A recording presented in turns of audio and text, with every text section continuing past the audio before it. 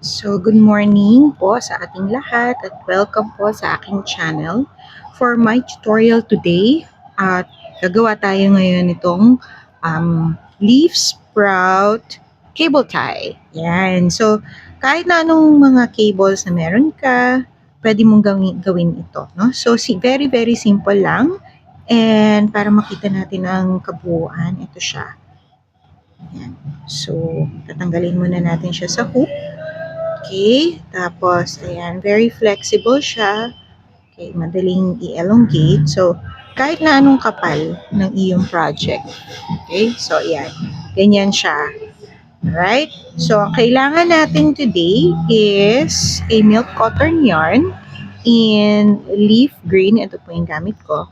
Mura lang po ito sa Shopee. Okay, and of course, a size 3 mm hook. Kita ba? Ayan, 3 mm hook. Ayan. So, simulan natin. So, let's start with a slip knot. So, ganito po ako gumawa, no? Ng slip knot. Kinukuha ko yung hook ko. Okay. Kapit dyan. Twist. And then, hugot lang ng isa. Yan. Okay. So, gagawa muna tayo ng simple chains. Sinisimulan ko to with a 7 chain. 1, 2, 3, 4, 5, 6, 7 chains. And then, slip knot through the first chain ginawa natin. Ayan. So, nabuo na yung hook natin. No? And then, mag-chain naman ako ng 30 chains for the stem. 1, 2, 3, 4, 5, 6, 7, 8, 9, 10, 11, 12, 13, 14, 15, 16, 17, 18, 19, 20. Pwede na kayo mag-stop dito kung ganito lang yung haba ng gusto nyo. Pero ako kasi gusto ko ng 30 para medyo flexible. Medyo versatile siya. 1, 2, 3, 4, 5, 6, 7, 8, 9, 10. So, 30 na yan. And then, chain ako ng 9 para masimulan na yung isang leaf. Okay. 1, 2, 3, 4, 5, 6, 7, 8, 9. Okay? So, yung leaf po natin ay series po siya ng single crochet, half double crochet, double crochet. Kung gusto niyo mas malapad, pwede kayo magdagdag ng treble crochet. Okay? And then, paurong naman din. Alright? So, let's start with a single crochet. No? So, mag-skip lang tayo ng, okay, saan ko ba ginawa? So, ayan na siya, no? Skip natin itong una. Doon tayo sa pangalawang chain na ginawa natin. So, single crochet. And then, susundan natin ng half double crochet. Ayan. Isa pang half double crochet. Okay. Isang double crochet. Ayan. Tapos, isa na namang dalawang half double crochet. Followed by 1 single crochet. Ayan. And para may tuldok sa ating first leaf, slip stitch. Okay, so wait lang. Ayan, slip stitch. So may isang dahon na tayo, no? So, gawa na naman tayo ng isa pa. So, ang gagawin ko after the slip stitch, chain 9. 3, 4, 5, 6, 7, 8, 9. Okay, tapos ulitin ulit. So, gawa tayo ng single crochet on the second chain from the hook. And then, adjust tayo ng half double crochet. Okay, dalawa. Ayan. isang double crochet,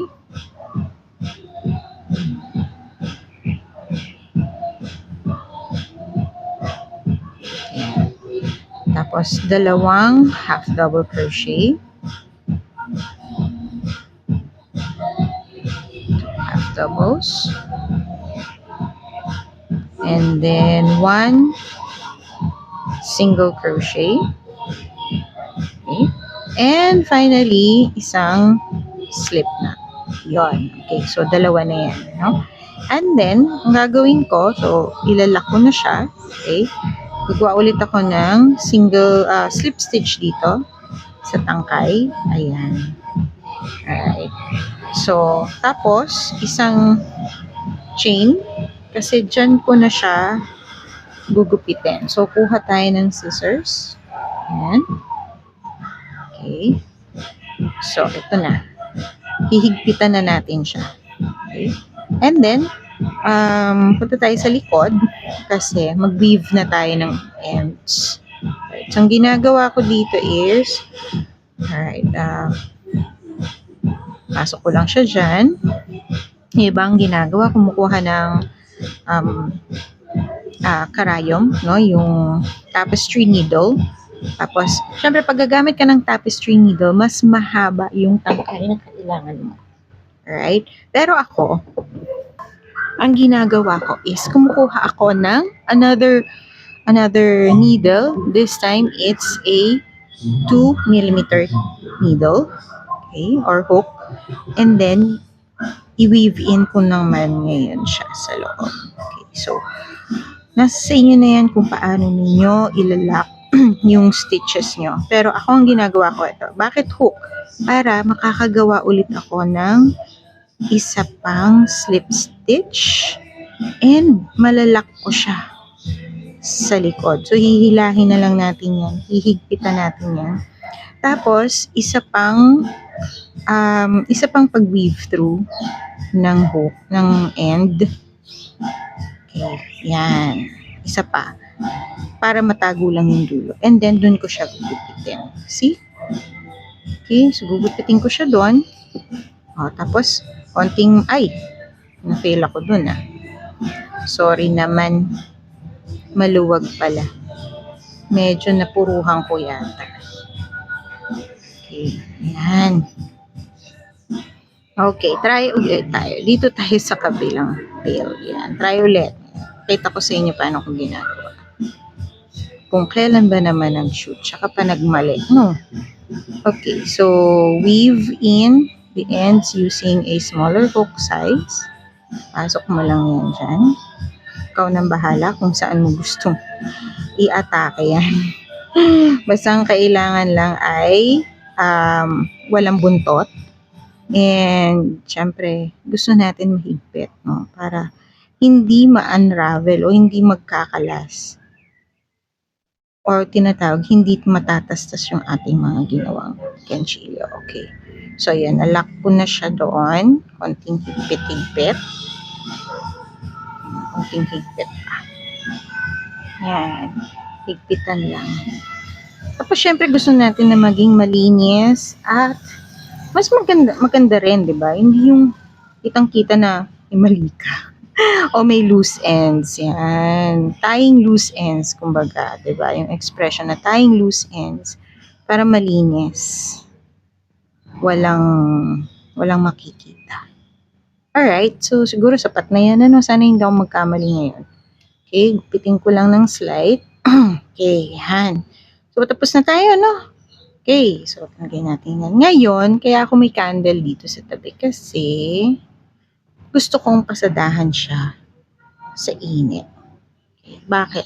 Kasi ang milk cotton yarn po ay acrylic. No? Acrylic blend siya. Kahit sabihin natin cotton siya. Pero nung binasa ko yung content niya, acrylic siya .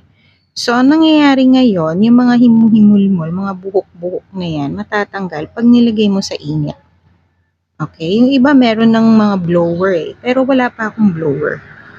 So, papasadahan ko lang ngayon yan sa kandila. See? Diyan nagagamit pala ang mga regalong aromatherapy candles. So, Chenes. Ganda ng dating, ganda ng packaging. Okay. Ang sarap naman yung amoy. Oo, masarap. Parang feeling mo, no, kakain. Pero hindi. Nakaka-uplift lang. Ayan. Okay, so, ayan, no. So, kung makikita ninyo, wala na tayong mga himhimol-mol. No? Nawala na yung mga himhimol. Huwag mo nyo na ilalapit masyado sa apoy, ha? Kasi baka masunog yung project natin. Mawalan pa tayo ng project. Yan. Okay.